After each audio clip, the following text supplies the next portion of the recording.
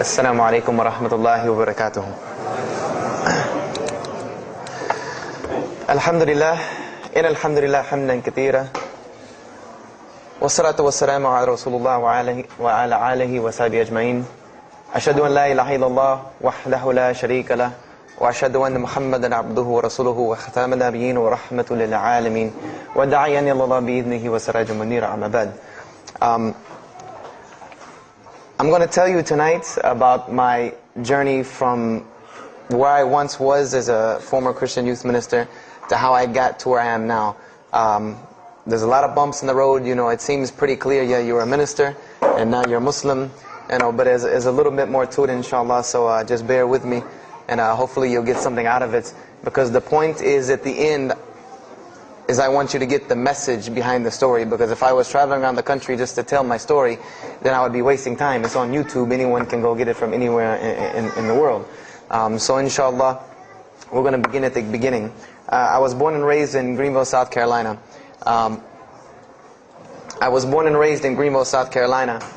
And I was raised by my grandparents because at a very early age, my mother had stepped out. And my father was working 2 jobs. So it was me and my grandparents. And my grandparents were the traditional, conservative, Southern Christian folk, as they say.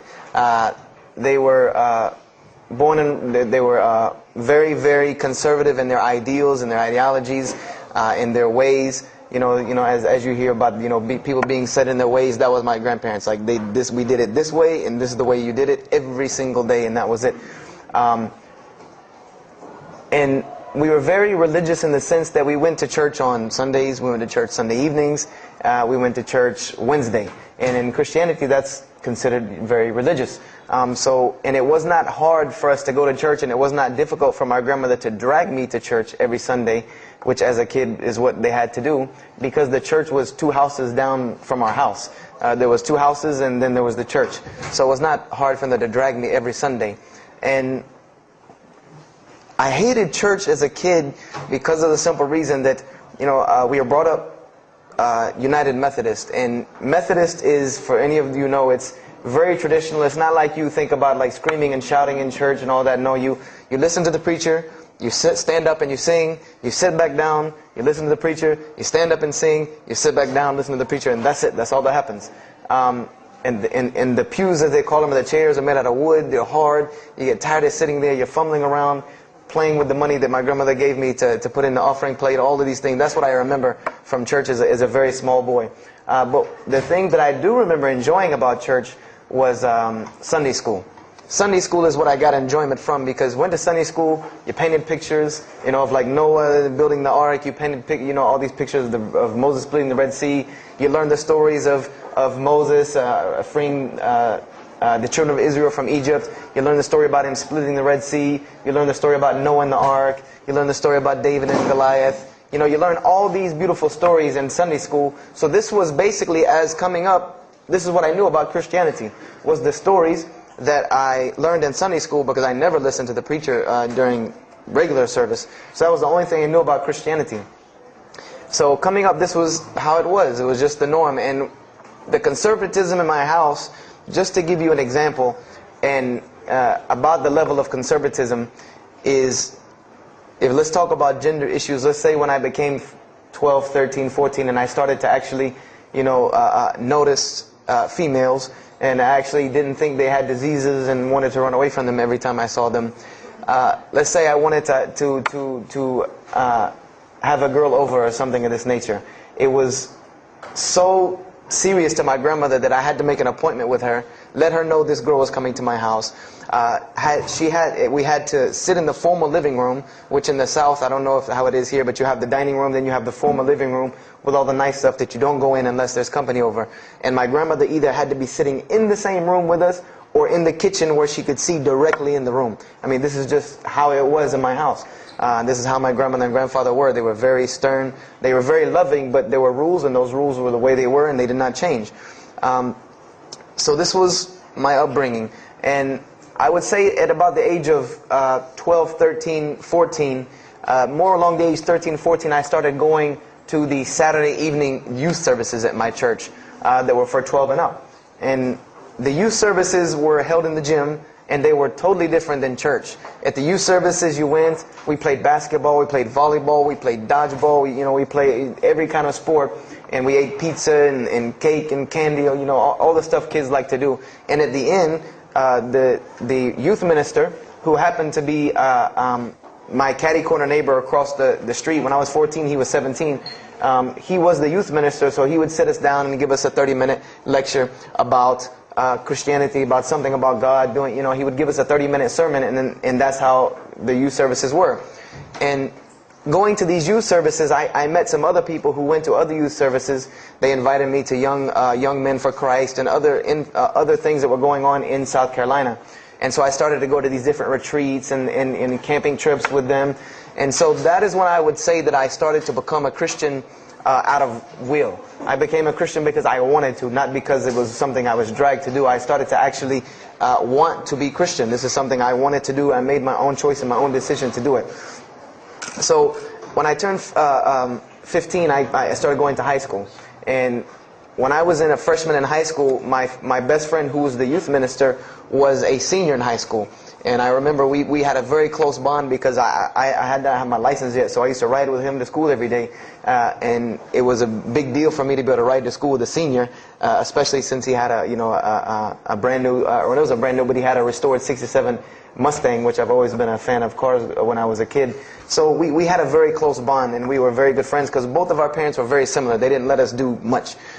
So we spent a lot of time with each other. And when I became a sophomore, he graduated and started to attend Bob Jones University. I don't know if that rings a bell with anyone, but Bob Jones University is a very prestigious conservative Christian college in South Carolina. It's probably the most conservative college I've ever seen.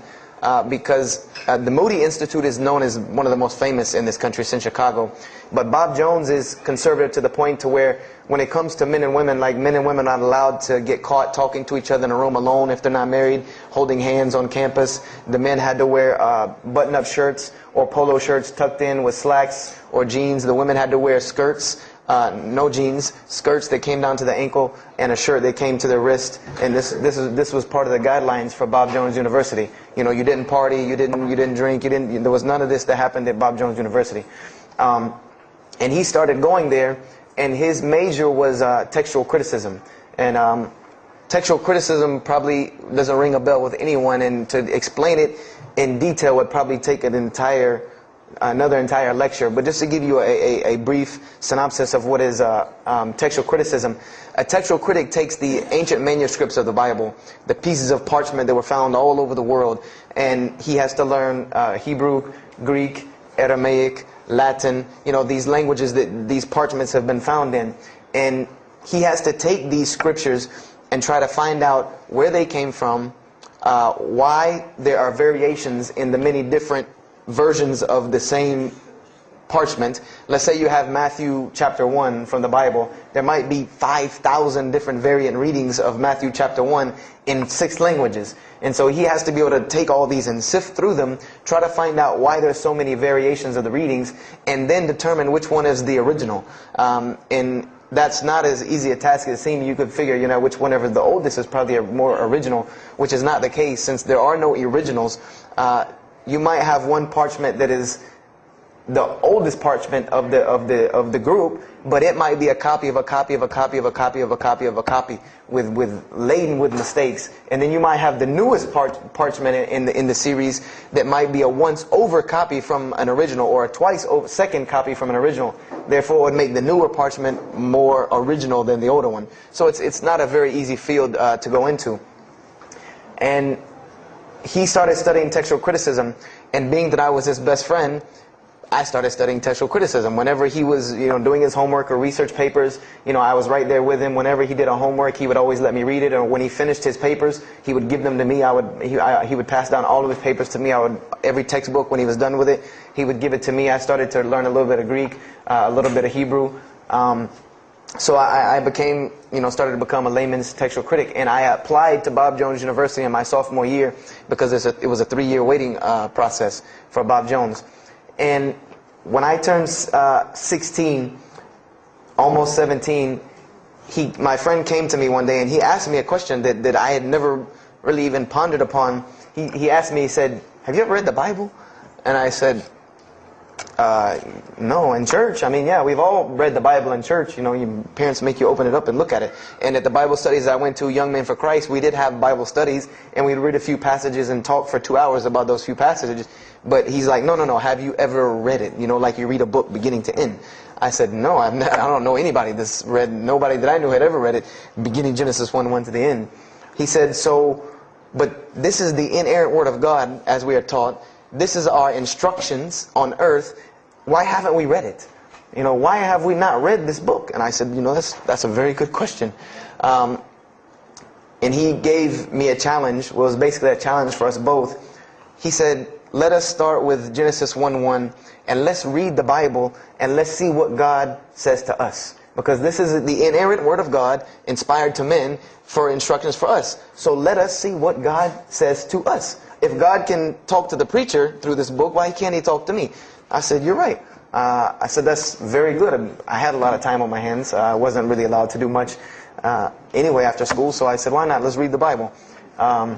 I was somewhat nerdy as a 14, 15-year-old, 16-year-old. So we started to read the Bible, and we decided to go from Genesis 1:1. And what we tried to do, this was the attempt that we made, was to not think of anything that we'd ever heard about Christianity, but to open the Bible, and let's say I just found this book in the desert, and read it and see what it says to me. Let it talk to us. So we started Genesis 1:1, and we started reading through the Bible. You know, we did some of it together, and most of it I did by myself, because I'm a very, very quick reader, so I decided to read a lot on my own. And as I was reading through the Bible, I started to notice the stories that I had heard in Sunday school. You know, you start reading Genesis, you read about Adam and Eve, we all know that story. You started reading about Deuteronomy, Exodus, you know, the stories of Moses, the story of Noah, the story of Lot and Abraham, and all these stories that I know. But I was surprisingly and astonishingly shocked by some of the stories that I read about these same people that I learned about in Sunday school. Just for instance, and this is a big testament to why Allah kept sending us prophets and why Islam was sent as a complete and perfected deen with the Quran. If you read about Noah in the Bible, there is the story about Noah saving humanity from the flood with an ark and all of that. There is this in the Bible. There's another aspect to the story of Noah that not many people know about unless they actually take time to open a Bible. This will not be preached from any pulpit anywhere. Is that the Bible says that Noah was an alcoholic. This is the Bible's portrayal of Noah, or Nuh alayhi salam, that he was an alcoholic, that he was a drunkard. This is the word used in the Bible, that he was a man given to alcohol. And I'm a psychology major, and my field of specialty is mental illnesses, and alcoholism is one of those, is a mental illness. And I know from seeing alcoholism's effect on one of my close friends' parents, I know that someone who is truly addicted to alcohol, and if Noah lived for so long addicted to alcohol, he was seriously addicted to alcohol. It is hard for someone addicted to alcohol to hold down a 9-to-5 job working at McDonald's flipping hamburgers, much less construct an ark to save humanity from a flood that's never happened. So that stopped me for a moment in my tracks, and I said, Noah was an alcoholic, you know, and it bothered me for a minute, because I said, you know, things started popping in my mind like, if Noah was a drunkard, how did he know God was talking to him? Because, you know, I've seen some people, they're alcoholics, you know, you were just asleep in my dog's food bowl the other night drooling, and now you're telling me you were talking to God last night. You know, you know, to rationally, that would not make sense to me. That's like, you know, an alcoholic on the street coming to you and tell you God's talking to him. You know, he has no, this would give this man no validity. This man has no validity with anyone. So I didn't pay it too much attention. It caught me, but I said, you know what, I'm going to keep going, because there's one thing that you don't do in Christianity, and I'll tell you what it is in a minute when I started doing it. Then I came across the story of Lot, or Lut alayhi salam, and we all know the story of Sodom and Gomorrah in these stories, but there's another very twisted story in the Bible about Lot and his daughters. There's a story of Lot and his daughters in the Bible that says his daughters got him drunk one night and seduced him and committed incest with him. A'udhu billah. This is the Bible. This is one of the Bible portrayals of the prophets of God. The person who saved his family from Sodom and Gomorrah. This is the story that is in the Bible. So I'm catching myself again, like, oh, this is becoming a really bad habit that I'm seeing. This is becoming a bad recurrence that I'm seeing over and over again in this Bible. So, after that I started, speeding through some of the other mumbo jumbo to get to more of these prophet stories. And I got to the story, there are others, and there are some stories in the Bible that are not PG rated, period. They're not rated for talking anywhere. You would need an 18 and up ID card to be able for me to even tell you these stories. So the one that intrigued me, that caught my attention the most, was of my most beloved story in the Bible, and that was of David and Goliath. That was my most intriguing story to me, because not only was, it said that in the Bible that David was a very small man and Goliath was a very big man, and that was appealing to me because I've always been very short, and as a kid I was really short. So, I said this was a very beautiful story to me, just in its prose and in its concept of overcoming. And so I started to read about David. And there are very beautiful stories about David in the Bible. There are indeed. But there is one story about David in the Bible that shocked me to my core. And it's a story about three people. There's three people in this drama: David, Bathsheba, and Uriah. And it says that David saw this woman named Bathsheba. And she was one of the most beautiful women of her time. And she happened to be married to one of the commanders of his army named Uriah.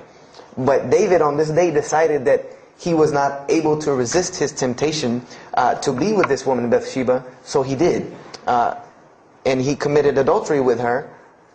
And knowing that he did this, the way that he decided to cover it up was he sent a letter to the generals of his army saying that when the battle was fierce, for everyone to pull back and abandon Uriah so that he would be killed, and when he dies then he could have Bathsheba, no harm, no foul. So David went from being the slayer of Goliath, the hero from man, to an adulterer, a plotter, and a murderer.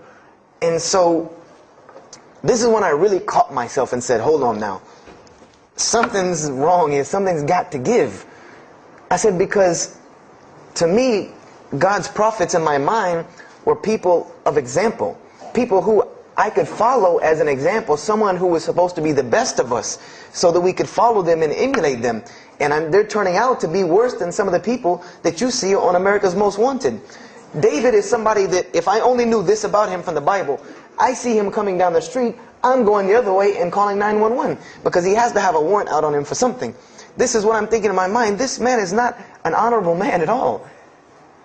He killed Goliath, yeah, but he killed this other guy named Uriah to be able to commit adultery with his wife. So I committed the cardinal sin in Christianity. I started asking questions.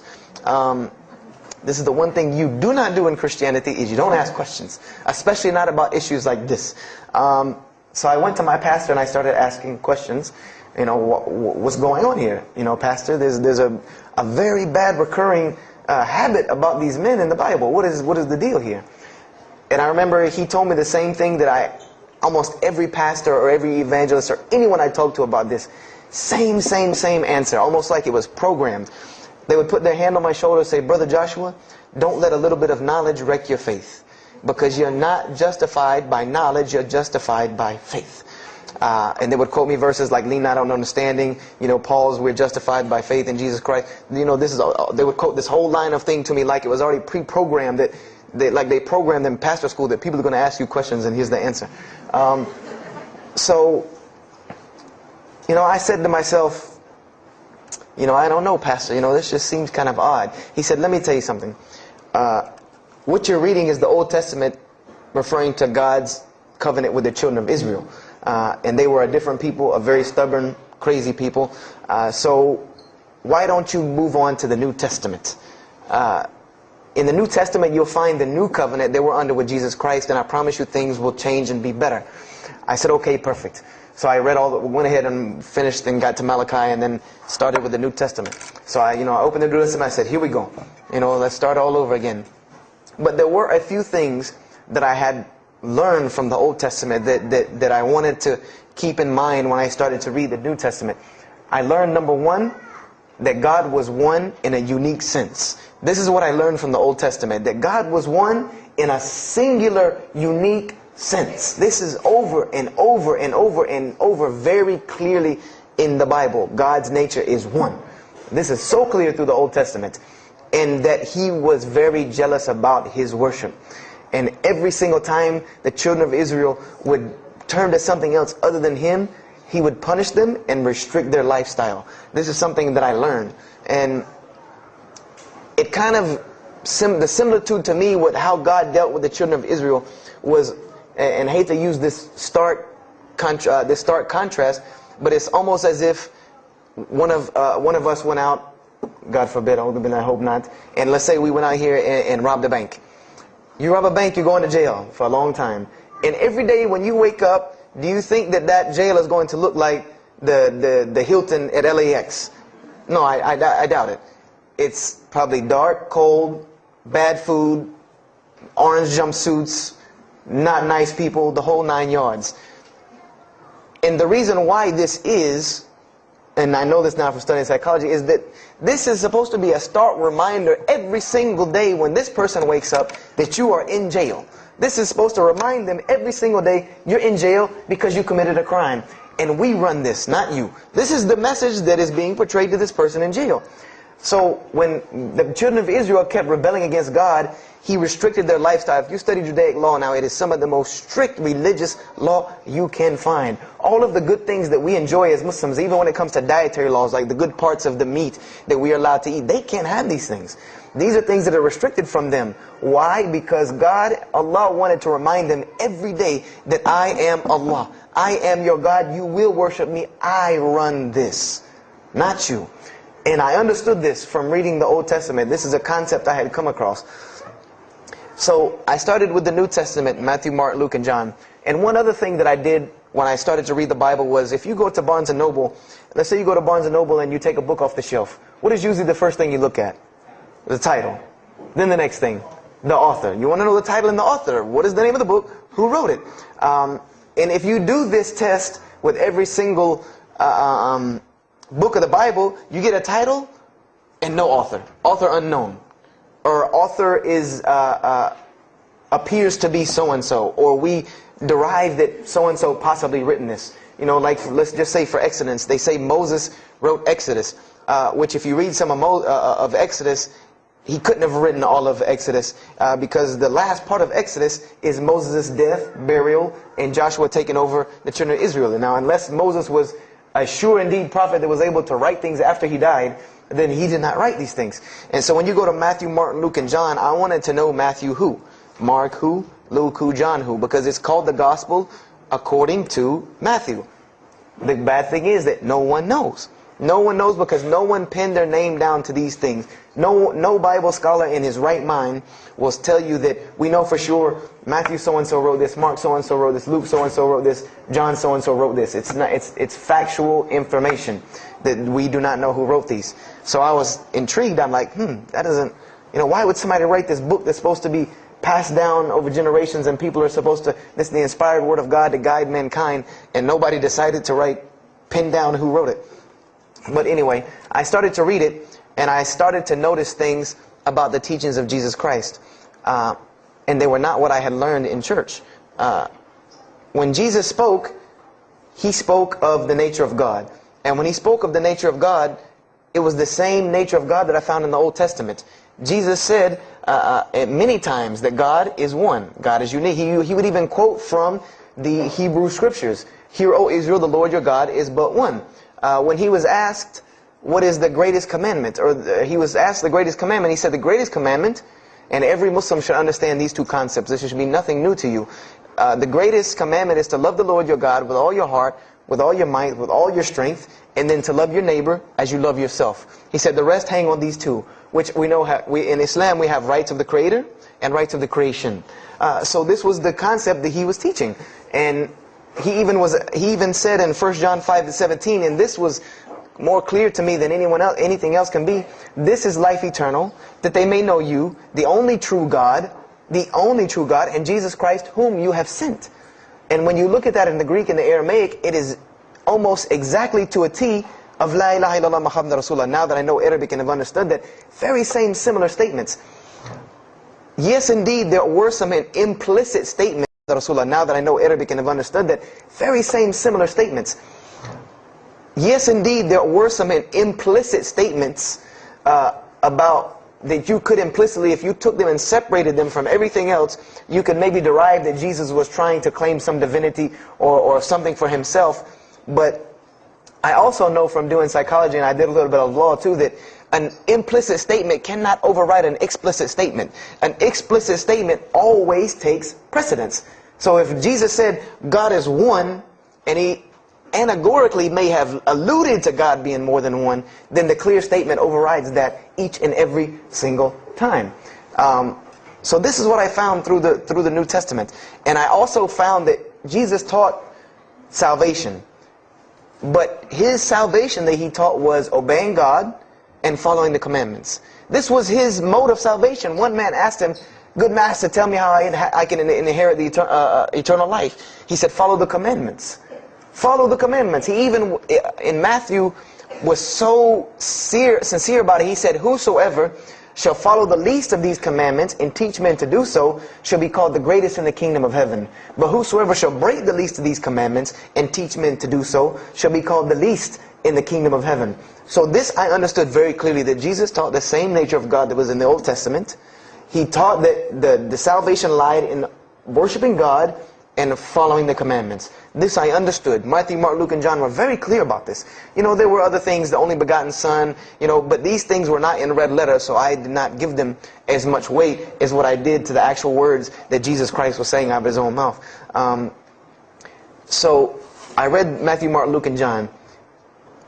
All of it was saying the same to me. I said, and I was thinking to myself, this is not what I was taught about Christianity. You know, you're taught that God is 1 in 3, 3 in 1. You know, 1, 1, 1 equals 3. You know, Father, Son, Holy Spirit. Jesus died on your cross to forgive your sin. You know, and there was another thing that I noticed from the Old Testament, and this is a beautiful lesson to Muslims, because you're asked this all the time, especially when it comes to dawah. And I never put 2 and 2 together until I learned Islam and then read the Bible one more time. Is I wanted to know why the Jews wanted to crucify Jesus so bad. Why so bad? They could have just mobbed him anywhere and killed him on the street. It's not like he had clans like the Arabs that would have come and backed him up. I said, why didn't they just kill him? You know, why were they so strict and sincere to tell Pontius Pilate, you got to kill him and you need to sanction it? We can't do it, but you need to sanction it to kill him. And now I understand it. Was that Jesus had a mission, and that mission was to share God with the world. And Paul even kind of tells on himself in his book of Galatians as to why Jesus was meant to be crucified, or the Jews wanted to crucify him. Paul said that the crucifixion is the stumbling block for the Jews. And he explained in Galatians that Jesus Christ, and this is how he tried to roundabout explain it, was cursed for us, to remove us from the curse of Allah by taking this curse upon us. For it is written, and he quoted the Old Testament, everything that hangeth on a tree is cursed. So I went back and studied the Old Testament and Judaic law, and I realized that people who were crucified, that was considered a curse upon them. You had to do something pretty serious to get crucifixion, because it was considered a curse from God. It was part of their law that when someone is crucified, that person is cursed. So wherever they buried these criminals, like in the graveyards in Israel, in Jerusalem, in Palestine, where they buried these criminals that were crucified, this was considered cursed ground. This was considered ground that you didn't go on, and you did nothing here, because these people are cursed by God. So I started to put 2 and 2 together. That it's not that they wanted to kill Jesus, because they could have just killed him. They wanted to disprove who he was. This was their point, was to disprove who this man was. He said he's the Messiah. They wanted to disprove it, and they knew if you can crucify Jesus, he can't be the Messiah. He cannot be our Messiah if you can crucify him. And even if he is, if we can still force our crucifixion on him, then that'll detriment his message. So they understood this and knew this, and this is why they wanted to crucify him. And this is exactly why Allah saved him from it. Because everyone asks you, why did Allah save him from the crucifixion? Because you cannot crucify. That was part of his law that he came to fulfill, that he could not be cursed according to this law. He said, I have come to fulfill the law. To fulfill it. Therefore, he couldn't be cursed according to it. And this is why he went to the Garden of Gethsemane and asked God to remove this from him, because he knew how detrimental this was to his message of crucifixion. So I began to see all of these things. So I started to read. I got to the book of Acts and started to read the writings of Paul the Apostle. And things went from this to this.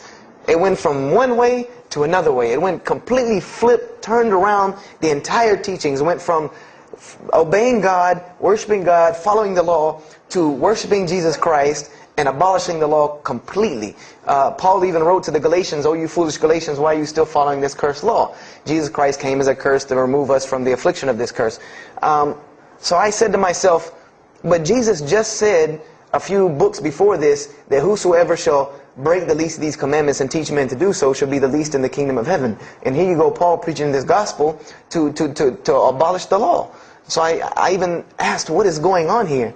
So I started asking my pastor, and my pastor said, now you're getting into deep water. You know, now you're starting to question the New Testament. You really have some issues. You know, they even thought that I might be, possessed and all kinds of things. So I had a very big conflict going on inside of me, and my friend took me to his textual critic teacher, his professor. And what this man told me probably wrecked my faith in Christianity.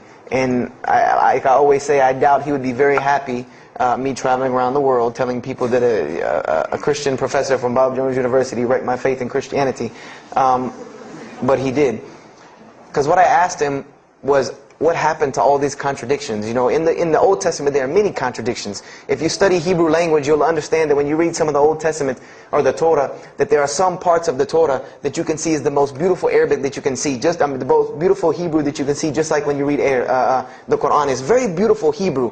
And then 2 chapters later, you'll see Hebrew that looks like a broken 3-year-old who is trying to scribble some Hebrew down. It looks very colloquial, very dialectic. You can tell it's not the same person speaking. So I went and asked him about all this stuff I saw. And he told me, he said, what you have is a book written by men over centuries and centuries and eons and eons. And he says, and this book started as an original that was copied and copied and copied, and somebody added a mistake, and somebody came behind him and corrected that mistake and added 2 of his own. Someone came and copied it and skipped a line and added a line where it wasn't supposed to be. And then someone else came and copied it and took it to his country, and in order for it to fit well with the doctrine they were teaching, he would cross out a dot here or cross out a word here or change a word here so that it would fit with the theological ideas of this part of the world. And he said, and after all these years, you have a book now that is compiled from all of this, written by the hands of men that still have men's fingerprints left on it. And that's what you have. You have an imperfect book that is only perfected through faith. This is exactly what he told me, that this book is perfected through faith. You cannot perfect it textually. It's not a textually perfect book. Those who believe in it by faith. And so I said, here we go again with this faith thing. You know, I said, God gave me a brain for a reason. If he did not want me to use it, he would remove this reason and logic part of my brain out and replace it with more faith. So, and I was of the opinion, as the saying goes, my grandmother didn't raise a fool. I'm no fool. I said, I can't believe in this. This book I've been taught is the inerrant word of God, and you're just telling me that it's a book of errors that's only perfect through faith. That's like me taking a 1982 Datsun all beat up and say, if you believe, it can be a Mercedes. If you believe. That would make no sense. You can't take a car to the car dealership and say that. No, if you really believe it, if you look at it right, it's a Mercedes. So I said, no, this is a book full of errors. And God's religion is perfect. If God has a religion, it's perfect. If he has a book, it has to be perfect because he is perfect. So I left Christianity completely. And I decided that I was, I had learned some concepts from the Bible. God was one. You couldn't fool me of that. I had also concepted that there should be nobody standing between me and God, because He created me without permission from anyone. Therefore, I don't need to be taking permission from someone to go to Him. If I had to be forgiven for something, it should come from Him, because on the day of judgment, it's going to be me and Him alone. And I didn't know about God's prophets yet. I had my doubts and persuasions about that. So I decided to start searching other religions. I went back to Judaism. I studied Judaism. I found the same thing that Jesus taught about two spiritual Jews that leave the law, and Jews that were so caught up in the law that they left no room for spirituality. I studied Buddhism, Hinduism, Taoism, Confucianism, Wiccan, Bushido. Everything I could get my hands on, every type of ism or religion, I studied it. But there was one litmus test that I used for every religion. And whenever I met them, or the people or whatever about this religion, I would always ask them, do you have a book? Do you have a book? Because another thing I had come to the conclusion of is that if your religion is true, you should be able to tangibly hand me something and show me that this religion is true. Give me something that I can see. I don't want to hear that faith stuff anymore. I heard that all my life, and look where it got me. It got me thinking I'm driving a Mercedes, running around in a 1982 beat-up Datsun. I said, no, you have to show me. And so I read the Bhagavad Gita, I read the Torah, I read the Scrolls of Tao, I read the Code of the Bushido, I read the Wiccan Book of Spirits and Spells and all that other magic stuff they have. And I read all of these things, and I found something very congruent with all of it, was that there were very same philosophies and teachings in all of these major religious books. They all talked about God and His nature. Most of them alluded to the fact that God is one, and that God sends messengers to us and people to us to teach us. But they were filled with a whole bunch of garbage, to be honest with you, that I couldn't logically, rationally believe. So at about the age of 17, just about the time, about 17 and a half, I gave up my search for God. And I became kind of angry with God, because I said, here I am looking for you, and I can't find you, and it doesn't look like you're giving me any help. And I don't know how many of you know, but for a 17-year-old that is frustrated with God and the world, there's a lot of trouble he can get into. There's a lot of things he can do to put himself in predicaments when he's frustrated the world and had come to the conception that, if there's a God that exists, then He doesn't really care about me. That's a kind of a dangerous young man. So I started doing the whole partying in trouble, going to parties, drinking underage, all of this stuff I started doing. I'm a perfectionist at heart. So when I was a Christian, I tried to be the best one I could. If I was going to switch to being any other religion, then I was going to do that 100%. So you better believe when I went after the dunya, I did that 100%. And I was a martial artist since I was 15 years old, and even though it was only 2 years, 2 years at 17, you think you're Bruce Lee. So I got into a lot of fights. Got kicked out of school, had to go to another school, got in one fight, got arrested for a fight, and there were a couple incidences that stopped this downward spiral, because I was on a very, very quick downward spiral and I believe if I would have continued on that downward spiral, I would probably end up hurting someone, killing someone, or them hurting or killing me. And there were two incidents that brought that to an abrupt stop, like pulling the emergency brake. And the first one was a car accident that I was in. My friend and I were on the way back from Clemson University from a frat party, and we were driving up 385 in South Carolina, and we were both highly intoxicated, and I decided that night that he was driving, I decided to put my seatbelt on for the only reason that I kept falling over when I fell asleep without the seatbelt on, because I didn't really believe in the seatbelt thing, because I said if I'm going to die, I'm going to die. That was the conception that I come up with, that if it's time for me to die, it's time for me to die. I didn't believe in the whole tying your camel thing. So I put on my seatbelt, and I fell asleep. And the next thing I know, I remember waking up with the car shaking, and I woke up to grab my friend because I thought maybe he had fallen asleep. But when I woke up, the only thing I saw was the tree line and then the pavement coming right at my face, and the window smashing and the car flipping, the whole 9 yards. And us landing in a ditch. And I remember getting out of the car. That was the first thing I thought. I number one, I couldn't believe that, you don't really think about, oh, you're alive. No, you just move. I jumped out of the car and realized that I had jumped out of the back of the car that wasn't there anymore. It was still in the median on the other side of the highway, and the front part of the car was over in the ditch. And I drug my friend out, who was knocked unconscious, and pulled him over to the side of the road. I had no injuries. I looked at myself trying to find what's missing, and there was nothing but a piece of glass stuck in my arm that I pulled out. And it just so happened that a state trooper was passing the other way, because he turned around and came back. And when he came back, he asked what had happened. And the first thing he asked me was, did you see what happened? Because there was other people who would pull over, so I guess he thought that I was a bystander, because I started to walk towards him. He's like, did you see what happened? Where are the people? I said, yeah, I really saw what happened. I was in the car. And he was like, as they say, like the color drained out of his face, because he was shocked. He said, how were you in that car? And of course they took to the hospital. My friend got arrested, DUI. But before he put us in the ambulance, he was a man of God, because he looked at me and he told me, he said, young man, you better realize that you're on this earth tonight for a purpose. The only reason you're still alive is that God has a purpose for you. If not, you don't live through things like that. People without purpose, if you didn't have a purpose, then this night would have been your night. So you need to realize that. I said, this old man's out of his mind. If God had been looking for me, he had the opportunity to get me a long time ago, so don't tell me about that God stuff now.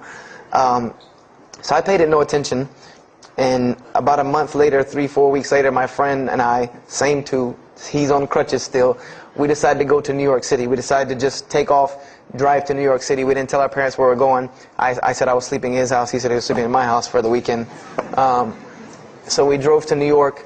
And in New York, I remember going to the ATM to get some money. And in New York, they have these ATMs where you have to go in the little glass room to get your money at ATM. I don't know if they have that here, or if any of you have been to New York.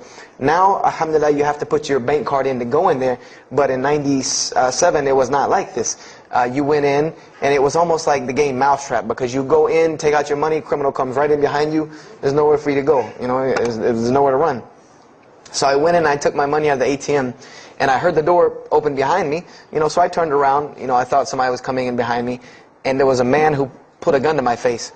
And he must have really, really, really, really needed this money, because he didn't ask me anything, he didn't say a single word. I just remember looking at the gun in my face and him pulling the trigger. And it was a revolver, and to this day, I'll never forget that image in my head of seeing that little spindle turn and hearing that very distinct click of a revolver. And it probably could have been like a .32 snub-nosed gun like this, but when it was in my face, it looked like one of those like cannons that you see on the movies. And I remember when he pulled the trigger, I didn't think anything. You don't think anything. You just blank. You just go into this like shock of blankness. And then a couple seconds later, thankfully I had been doing martial arts. That might have helped me overcome the fight or flight syndrome, because all I could think was, go! Like myself kicking myself, like, what are you doing? Go! So I bum rushed him, we went flying, he went flying, money went flying, gun went flying. And I took off and went to the hotel and didn't say anything to anybody. We went back to South Carolina the next day. And I didn't say anything because we weren't supposed to be in New York. My grandfather would have killed me. If that guy didn't kill me, my grandfather would have took care of it. So I didn't say anything until about a month or two later. I kept having nightmares about this same incident. I kept having night terrors from this incident. And so I told my grandmother about it.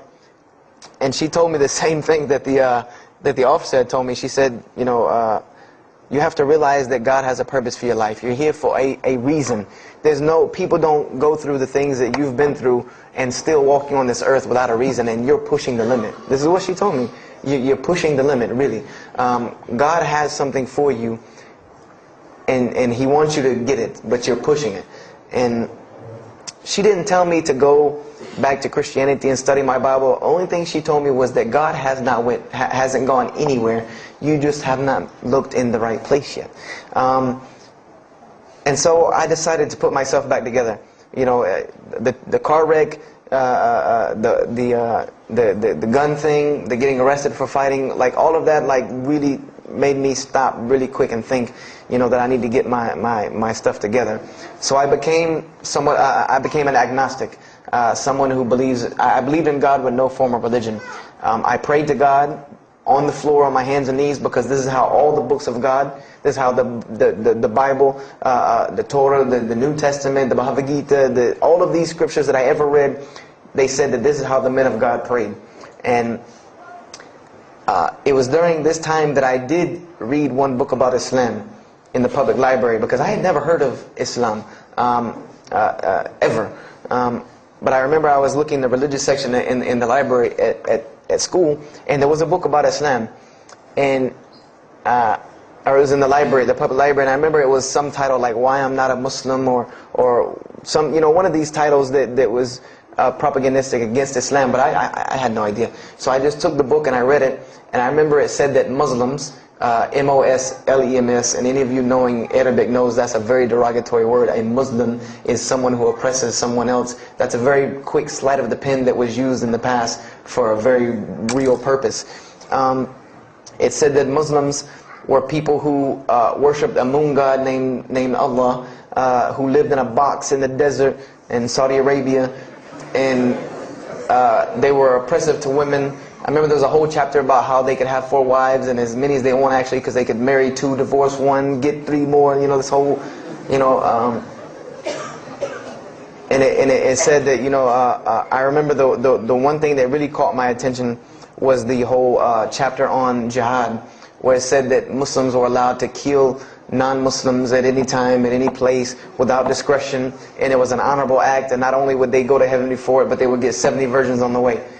So I closed the book on Islam, put it back on the shelf, and marked off Islam off my little list of religions, and said thanks but no thanks, and if I ever see a Muslim, I am out.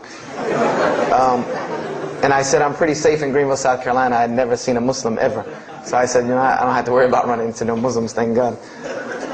So, I started, just worshiping. I tried to just be a good person, pray to God, ask Him for guidance, try to be a genuinely good person. And I remember what changed is when I met a Muslim. I met a Muslim who I had met a couple of times at school. We had went to school together, and I knew him, but I never knew that he was Muslim. And there's a couple of reasons why I never known he was Muslim. Because he was African American, number one, and the book said that Muslims were Arabs. And number two, I didn't know, I thought Muslims ran around, marrying as many women as they want and killing non-Muslims. I didn't know that they could also be part-time drug dealers. So I never knew that this guy was Muslim. I didn't put 2 and 2 together. So we were at his house one day, and me and my other friend, the one that I got into a lot of trouble with, I'm trying to keep him out of trouble now. We were at his house, and we were debating something about religion. I forget what even the topic was, but you had 2 teenagers thinking they know everything. And I was trying to explain something to him about the Bible. And that guy came in and was listening. He said, "Have you ever heard of Islam?" I said, "Yes, I've heard all about Islam." He was like, "Okay, so what do you think of it?" I said, "What do you mean what I think of it? That's probably the worst religion I've ever seen on the face of the planet." He's like, "Why?" And he's like, "I'm a Muslim." I was like, "Man, stop playing." You're an African American. He's like, "So?" I'm like, "The book said you guys were Arab. All the Muslims were Arabs." He was like, "What else did you read in the book?" And I told him. He was like, "Man, what in the, what have you been reading?" He's like, "You need to go to the mosque for Jummah." He's like, he told me, he said, "I'm not a good Muslim." This is what he said to me. He said, "I'm not a good Muslim. I'm not even going to try to front and say I'm a good Muslim."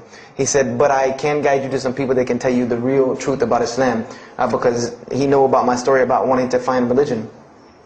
And he said, "You need to go to the mosque for Jummah." And I said, What's Jummah?" He said, "It's just like church with no chairs." And I said, "I can do church with no chairs because in church the chairs were the worst part anyway. Because they had these hard benches that you sit on that are like this, and are so hard." I said, "That's good. You sit on carpet? Wow, man, every church should be like that." And I said, where's the mosque? He said, it's on Wadehampton Boulevard. I said, where on Wadehampton Boulevard? I lived on Wadehampton Boulevard. I lived right off of Wadehampton Boulevard. He said, you know where Lee Road intersects with Wadehampton? I said, yeah, I live on the other side of the intersection. He said, it's right there. I said, no, it's not. There's nothing. There's a gas station or a church. He said, yeah, you know that church, the Evangelical Missionary Training Facility? I said, yeah, I used to take missionary classes there. He said, you know that building in the parking lot with the gold thing on top? I said, yeah, the gym? He was like, no, that's the mosque. Because I had always thought it was the gym because it was in the same parking lot and it was just rectangular with 2 glass doors in the front. And you could literally walk in between the church and the masjid and touch them like this. Anyone doesn't believe me, go to Greenville, South Carolina, look at the masjid. You can almost touch both of them just like this. He said, yeah, it's right there. I said, I've never, you know, at first I was shocked. Like, I've been living across the street from all these crazy Muslims all my life. You know, I said, I never knew. You know, and he told me to go to Jummah, and I asked him what time. He said he would meet me there at 1 o'clock in the afternoon on Friday. So I said, okay. I went on Friday. And I'm waiting outside for him. You know, I'm not going inside. That's not happening. You know, and I'm seeing all these people going in. And at this time, it was a predominantly Indo-Paki Arab masjid. Anyone who went in was not American, period. And I did not see even one African-American going there. And I did see one. And then when he went in, I heard him talking in a dialect that I realized he was probably from Africa. So I said, he's not American. So I'm not going, I'm waiting, and I'm standing outside sitting on the church steps, and the imam pulls up and parks right in front of me, who I had no idea he was the imam. But he got out and he asked me, you know, am I waiting for someone, this, that, and the other? And I explained to him. He said, oh yeah, we know this brother. You don't see him that much, but we know who he is. You know, he said, I'm glad you came. You know, he was a very, very nice, gentle young man. And he invited me into the mosque, and I kind of wanted to wait on my friend, you know, but I didn't want, you know, at the same time I didn't want to tell this man I don't want to go in. So I went in, and they put me in the back and gave me a chair anyway. And I said, I came to sit on the floor. And they gave me a chair anyway, you know, and all of these people are piled up in front of me. And there's no Americans here. And I'm starting to wonder, you know, if this is a setup. Because it's starting to smell like a setup to me. Because in my mind, I'm like, you've been set up before, and this seems kind of like this. So, and I'm starting to think in my head, you know, scenarios, you know, a young mind at play. You know, I said, this other guy, my friend, he probably was in the same situation like me, and he probably made a deal with them to get out as long as he brought other Americans and tricked them into coming to the mosque so they could do their jihad after Jummah and get their 70 virgins. So I'm sitting here, and there's all these people in front of me, and then there's a curtain with all these people behind me making noise, and I have no idea who's back here. So I'm stuck in the middle of this. I hear that it's some women, but I don't, you know, there's a curtain. I have no idea. So I'm like, there's something very odd about what's going on right here. I'm like, just let me make it. I'm starting to look for the exit. I'm like, you know, calculating how many people are between me and the exit. You know, I know some martial arts, so I said I might hit a couple of them, and I'm out.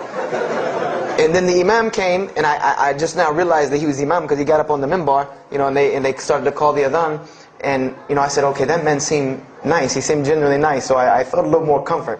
And then he got up after the adhan, and he started his khutbah. Inna alhamdulillah nahmaruhu wa I said, oh my God. I said, I bet you he's talking about me. You know, and he's being forceful. You know, he was getting loud and banging on the minbar, and he's pointing in my direction. You know, I'm like, oh man, I got to get out of here really quick, you know. I said, well, I'm going to take my chance with the women behind me. I'm going through the curtain. And then he started to, when he got done with his Arabic tirade, he started to explain it. You know, that verily all praise belongs to Allah alone, or God alone. In Him do we worship, in Him do we seek help and assistance. We seek refuge with Him from the evil that lies. You know, he explained what he said in Arabic, and it sounded to me so beautiful. It was very, very beautifully prosed, what he said, and I wanted to know where he got that. You know, I said, where did he get that? You know, because it was only about God and about the nature of ourselves. All of us should know that the beginning of the khutbah, and he quoted the 3 verses from the Quran. O you who believe, fear God as ye should be feared and do not die. And instead of a state of submission to Islam, he was a very wise man, because he translated everything. It was almost as if he knew I was there and translated everything for me. You know, and he. I remember to this day what the khutbah was about. And I don't know if he did it because I was there, or if that was his already planned khutbah, but it's almost as if it was meant for me. The khutbah was that, the title of it was that the forgiveness of Allah is open to anyone at any time, at any place, no matter what, unless they have committed shirk. And the prose of the khutbah was a very long hadith. A very long hadith that some of you will know. And just to make it short, it was the hadith where the Rasulullah ﷺ met Angel Gabriel or Angel Jibreel, and Angel Jibreel was telling them to tell him that if the Muslims commit this certain sin, to tell them that Allah would forgive them. And every time he would tell the Muslims, they would say, okay, well then what about this sin? And he would go back and meet with Angel Jibreel, and he would go back and come back and say, tell them that Allah will forgive him for that. And this discourse happened, for many different sins. And then finally Angel Jibreel alayhi salam said, tell them that Allah has said, no matter what they do, even if their sins are compiled, like the oceans are from the east to the west, as long as they have not associated a partner with Allah, tell them that Allah will forgive them. And I remember he told me that, or he said that, that the door of repentance to God is open as long as you have not seen the angel of death or the sun hasn't risen from the west. I didn't really understand the sun risen from the west thing at that time. But, and he said that, God's forgiveness has to come from God alone. And this was the whole premise of his khutbah, was on forgiveness and tawbah. And I was saying to myself, these are all of the same concepts that I had formulated through reading the religious scriptures myself. And I'm asking myself, where did he get this stuff from? Where did he get all this? And he started using names like, he used the name Ibrahim alayhi salam, he used the name Musa, and I'm like, he translated it to Abraham and Moses. I'm like, where did he, where is he getting these? These are names from the Bible, I know these people. And so after the khutbah, they started lining up for the prayer. And I got apprehensive because everybody's getting up in front of me and blocking my exit from the door. And so I guess one guy in the back saw me, and because I had to move back a little bit, he said, we're about to pray. And I said, pray to who? And he said, to God. I said, which one? And he said, the one that created the heavens and earth. The same one that's in the Bible, the only creator of the heavens and earth, the only God. I said, yes, I know him. And so the Imam started to pray, and when he recited the Quran, I know it sounded very intriguing. I had no idea what it was. But then when I saw Muslims bow and prostrate on the floor, verses and verses of every religious book that I had ever read started ringing off in my head, that this was the way men of God prayed. And the first thing that I could think of in my mind was, this is worship. That's what I said to myself. This is not prayer, because prayers are asking God for something. These people are worshiping God. So I said to myself that you've written this religion off way too easily. I thought I was a much more open-minded person than that, and I was ashamed of myself that I had written it off with just one little book. I had put all these studies into the other religions. I read this one thing about Islam and was done. So I went to the Imam after Jummah. He talked to me, and I would have to say that I was probably a little bit rude with him. And I've asked him to forgive me. I saw him a few years later. I said, you got to forgive me for the first time you saw me. Because he started telling me, would you like to know a little bit more about... He had a very heavy accent. He was an Egyptian brother. Would you like to know a little bit more about Islam? He tried to give me some pamphlets. I said, no. I don't want any of this right here. I said, do you have a book? This is what I wanted to know. Do you have a book? Can you give me... He said, yes, we have a book. I said, it's called the Quran. I said, can I read it? Is it in English? Can I read it? He said, sure, you can read it. And then he tried to explain it to me a little bit, how it came by. I said, nah, just give me the book, because the book should speak for itself. So I took the Quran home, and on Friday night I started to read it, because this is a book I had never seen before. And I was very interested. So I went home and I opened the Quran, and I read the Fatiha. It seemed to me kind of like the Lord's Prayer. It was a little similar to what I found in the Bible. But then I started to read Surah Al-Baqarah.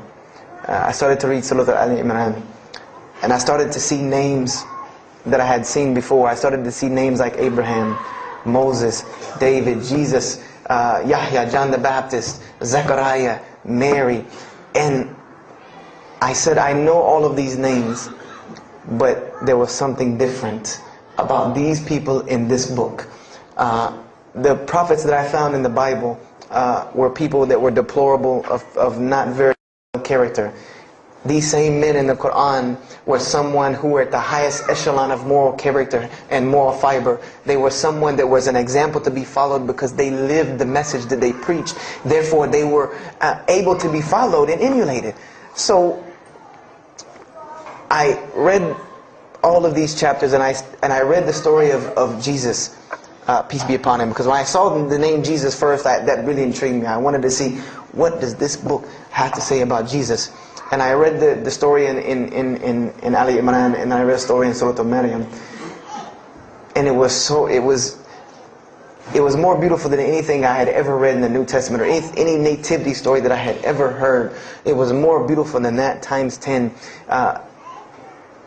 I remember the only thing that I could capture in my mind was the miracle of how, because in the Bible you never really figure out the conflict of how Mary gets over this finger pointing at her about her coming with a baby and she's not married.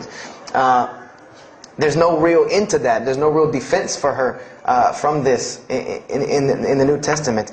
But the Quran is so explicit and so clear that Jesus' first miracle was to speak from the womb, to speak as a baby and defend the honor of his mother. Something that you cannot deny. Something that you cannot deny about her, who Mary was, when you have this baby speaking on her behalf. So, I would say I read the Quran entirely in 3 days. But that first night, after I had made it through Surah Al-Imran, my heart was already given to this book. I didn't know what it meant to be a Muslim. I didn't know how to be a Muslim. I didn't even know what that meant.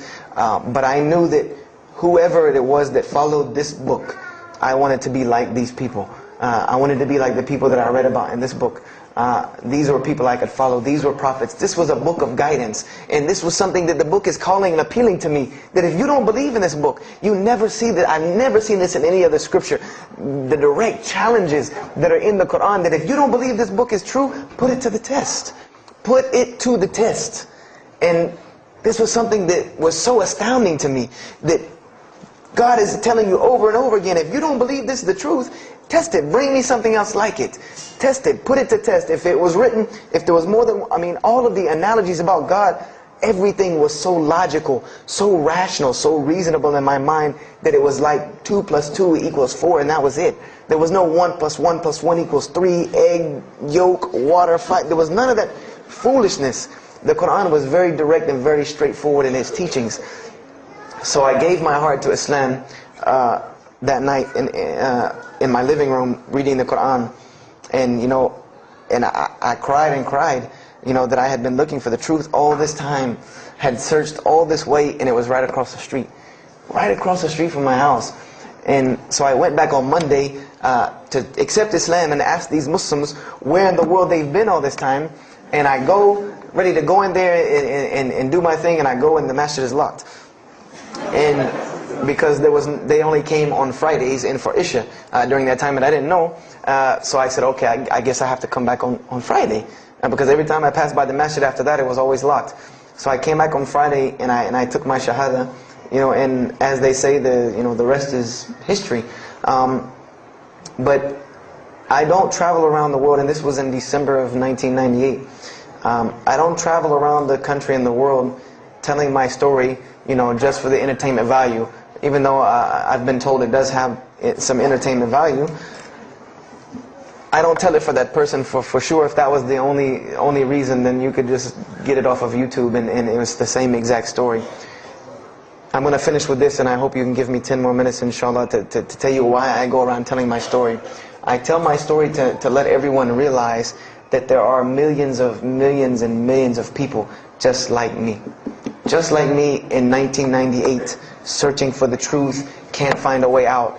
There are millions of people. There are probably millions of people in California, hundreds and thousands, if not millions, right here in in Orange County and Los Angeles in the Southern California area, that want to know the truth, that are tired of hearing the same garbage preached to them over and over again, tired of this shaitan box telling them the same thing over and over again, tired of the world being in the condition that it's in, tired of their life being in the condition it's in. And we as Muslims have the solution to every single one of their problems.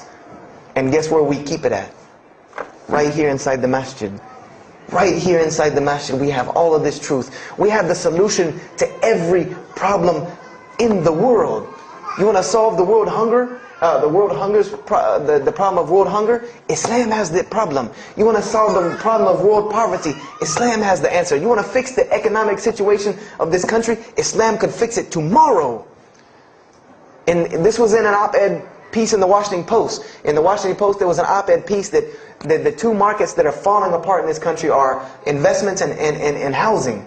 And there are two people in this market that while the rest are bottoming it out, this market is steadily climbing. It's not getting rich overnight like people want to, but it is continually going up, and that is Islamic financing and Islamic housing markets. These two things are so steady and so strong that economists in DC are trying to figure out how they can take some of these Islamic principles from these investing and housing firms and plug them into this system to give it some stability, because they realize that you won't get rich overnight in the Islamic system, but it will be stable. It will be something that will give stability. So they are starting to find out that Islam has the answer and the solution to their problems. But we already know this. We already know this, that we can solve every world problem with Islam. We'll put it into it. But the problem is, we're hiding it from the people. Unfortunately, willingly or unwilling, knowingly, unknowingly, we are hiding this from the people. And there's a statement in the Quran and that Allah warns the Jews about what they did with their religion. And there's a statement that is left in the Quran for us, that verily those who conceal the evidences and the clear proofs, after we have made it clear for them in the book, they are those who are cursed by Allah and cursed by those who curse, unless they repent and reveal that which they have been concealing. Those I will accept their repentance, because I am the one who accepts it, the most merciful. We have become guilty just the same way the Jews have of hiding the truth about their religion. When they saw the Prophet Muhammad ﷺ, they knew the truth and wanted to hide it. People, we know the truth about Islam, and we are hiding it. We as Muslims are running around begging Allah for dignity and honor and help, when He has already given it to us in this deen. Everything that a Muslim could ever want has already been given to him in this deen of Islam. Anything that you ask Allah for, there is an account set up for you to go take it out of. You just got to find it where it's at. And any of you, I'm not going to go through the ayahs for they're too long, but if you want to know the solutions to every one of your problems in this world and the hereafter, just go read Surah Al-Saf, ayah 10 through 13. Very, very easy solution. If I had the time, I would read them to you, inshallah. But we have the cure to every disease in the world, and we're not giving it to the people. And I want to use this as a parable, because I really want this to hit home with you. Let's say, what is your name, brother? Abdullah, mashallah. Let's say me and Abdullah are best friends, we're brothers in deen, we're roommates, and we've been roommates for years and years and years. And let's say brother Abdullah has contracts an illness, a disease that is one of the most painful diseases that any human being can ever go through in his life, and it's not something that is going to kill him quick. Let's say this disease is going to suffer and fester with Abdullah and make him not be able to eat, sleep, nothing. He's just miserable all the time. When I come home in the evening, he's rolling around on the floor in pain. And let's say I know him in this condition, and let's say one day I come across the cure for his disease. Someone tells me that if you give this to Abdullah or anyone like him, he will be instantly cured and he will never suffer again. And let's say I take that and put it in my pocket, and I don't give it to Abdullah. Why? Why don't you give it to Abdullah? Well, number one, I'm way too busy. I have 2 jobs, going to school, I have a long commute back and forth, I gotta drive up and down the 405 every day. I don't have time to give Abdullah this medicine, man. If he wants the medicine, he'll go get it himself. I don't have time, I'm really busy. Number 2, I'm not a doctor. I should not be prescribing Abdullah medicine, and I'm not knowledgeable in medicine. He should, if he wants help, he should go see a doctor. I'm not a doctor. Number 3, Abdullah's, please forgive me, but Abdullah's kind of stubborn. He doesn't really listen very well. He probably, he's kind of set in his ways. So even if I tell him this medicine is good for him and it'll cure him, he probably wouldn't even take it anyway. So why waste my time? Do any of these excuses sound familiar? And let's say I don't give this medicine to Abdullah, and he dies. And let's say he dies the most painful death that you can ever imagine. I want to ask you a kind of rhetorical question. I want to ask you kind of a rhetorical question. Do you think on the Day of Judgment that Allah is going to call me and Abdullah up and ask him about this incident between me and him because I've oppressed him? I have oppressed him. I've allowed him to suffer knowing that I could ease his suffering. I'm sure Allah is going to ask us about this. But you know the beauty about Islam is that if Abdullah was a good Muslim, bore this disease patiently and died, he dies as a shaheed, inshallah. And on the Day of Judgment, this is how beautiful Islam is, that he could very well come before and Allah ask us about this, and Brother Abdullah say, you know what? Allah, I forgive him. So you forgive him. This is the beauty of our religion. And Allah will forgive me. But the disease I want to tell you about is the disease that every single non-Muslim walks around with every single day, and they don't even know it. It has no real physical symptoms, and that's the disease of shirk, the disease of being jahl, being ignorant about Allah subhanahu wa ta'ala. Allah gives them life, and they worship someone else. Allah feeds them, and they thank someone else. He created them and fashioned them in the womb of their mother and knows them better than they know themselves. And they have no idea who He is. They don't even know who He is. If that doesn't pain your heart to see a person in this condition, then for sure the hearts have become hardened. Because when I see non-Muslims, especially when I sit in places like airports, I see this disease. I see it on them. I see them walking around with it. And there's so many of them passing me, I think to myself, there's no way I could talk to all of them. There's nothing I can do. And this disease is something that not only is not going to show up as a physical symptom, and is going to leave them ignorant about Allah subhanahu wa ta'ala, but when the day they die, they will die the most physically painful death that anyone can ever suffer. The Rasulullah said that when the angel of death comes to the disbeliever, it doesn't come kindly. He yanks the soul through the nose, and it's as if his flesh is torn from his bones. It's as if they take Brother Abdullah and turn him upside down and stuff him in a human paper shredder. This is the death that is waiting for those who do not know Allah subhanahu wa ta'ala. And you know the unfortunate thing? That while you've been sitting here listening to me, thousands of people have died. Thousands of people have lost their life not knowing Allah while I'm talking to you right now. People in this city have lost their life, and there's nothing we can do about them. They're gone. It's too late for them. We can't save them even if we want to. And that's a deplorable, deplorable, sad, sad fact, that we can't save them.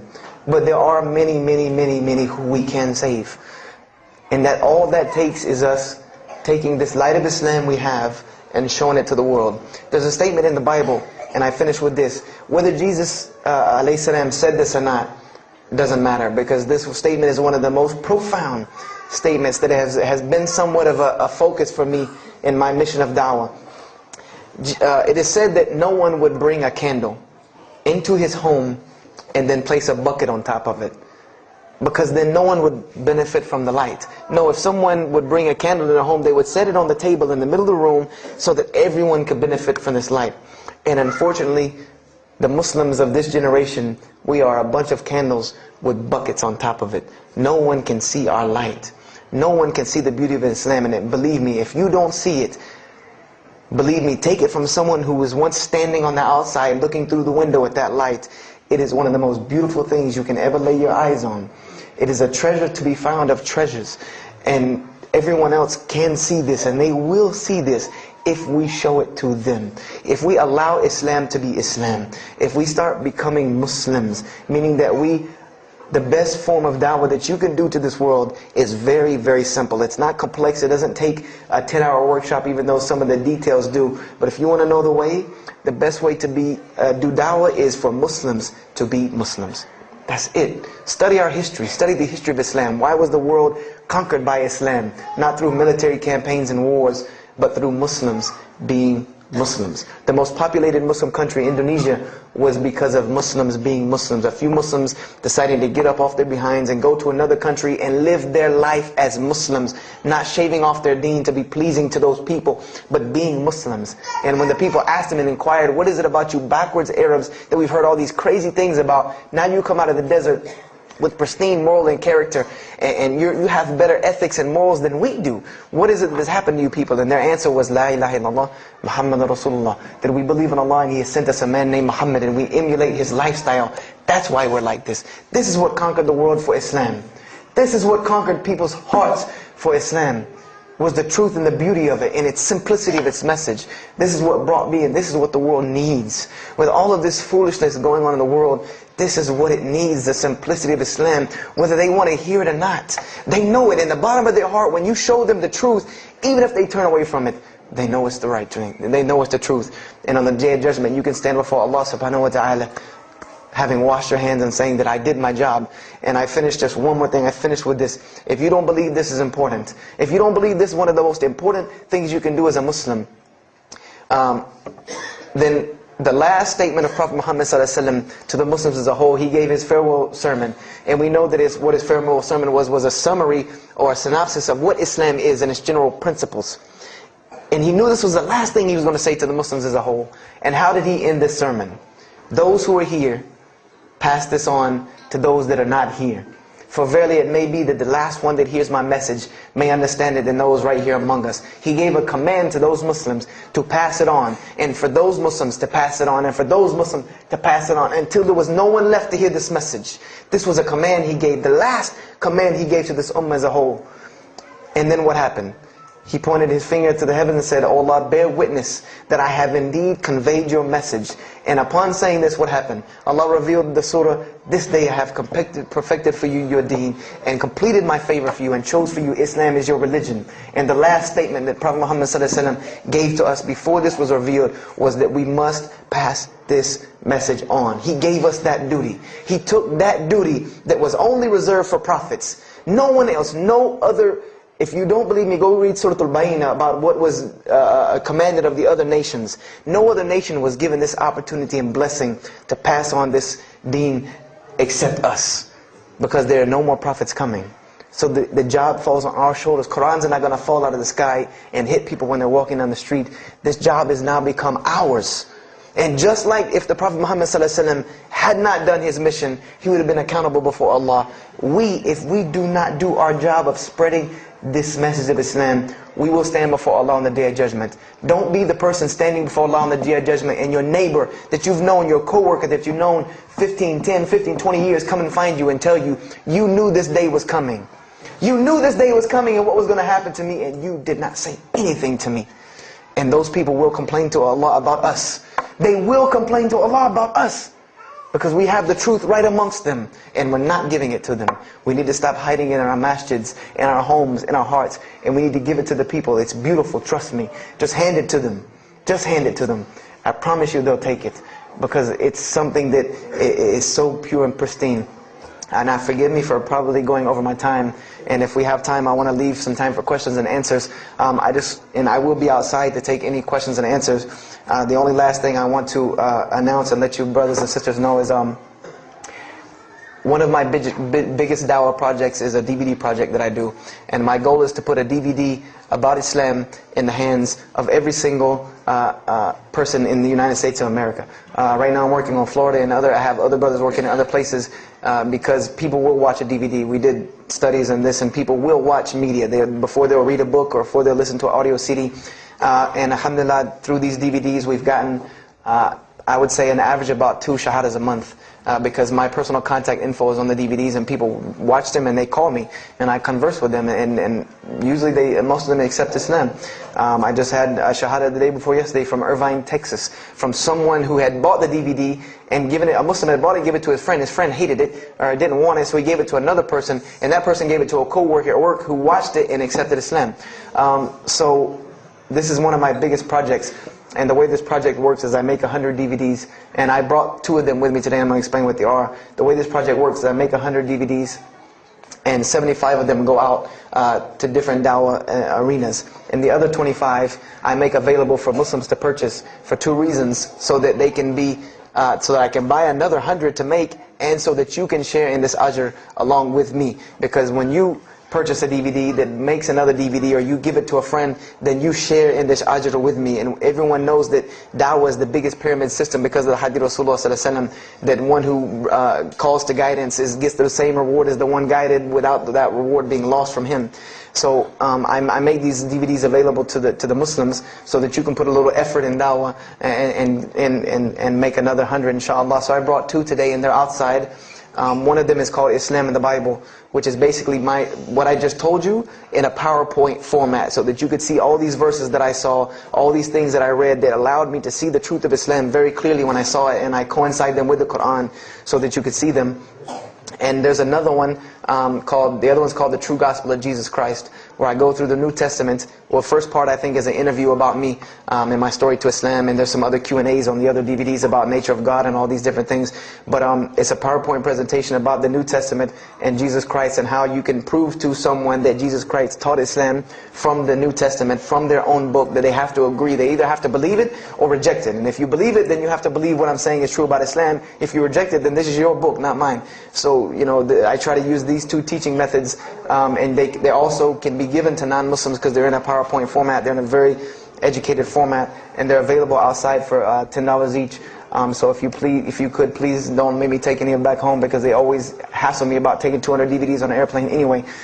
So please come and get them, and if you have any questions, my contact info is on there and everything. If you have any more questions for me, and my website and everything. I thank you for your time, and if anything has been of benefit, know that truly all good comes from Allah subhanahu wa ta'ala.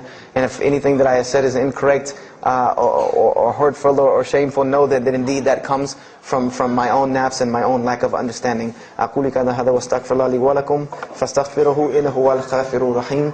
السلام عليكم ورحمة الله وبركاته.